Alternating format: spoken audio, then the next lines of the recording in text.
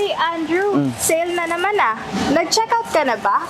Ako kasi nag-checkout na ako ng mga bagong damit eh. Ikaw ba? Grabe, sana all may pang-checkout, diba? Ano ba yung mga binili mo? Mga damit pang simba. Kasi dapat, kahit magsisimba lang tayo, maayos ang pananamit natin.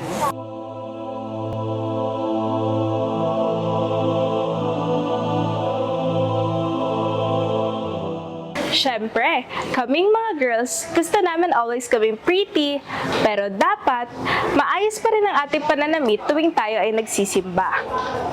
Dapat lang na tama at desente ang suot natin kapag nasa loob ng simbahan.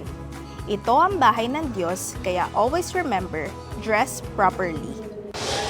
Uso ngayon yung mga crop top, shorts, miniskirt, sleeveless, pero nope, bawal yan sa loob ng simbahan.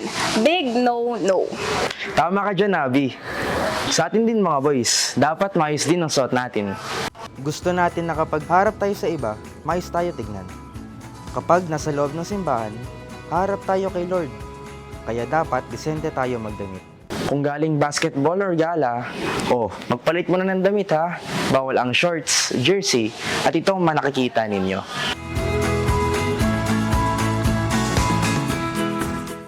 Wow, naks naman, Andrew. Very good ka dun, ah. Siyempre, harap ako kay Lord kaya dapat maayos. O kayo ba? Ready na ba mga outfit nyo pang simba?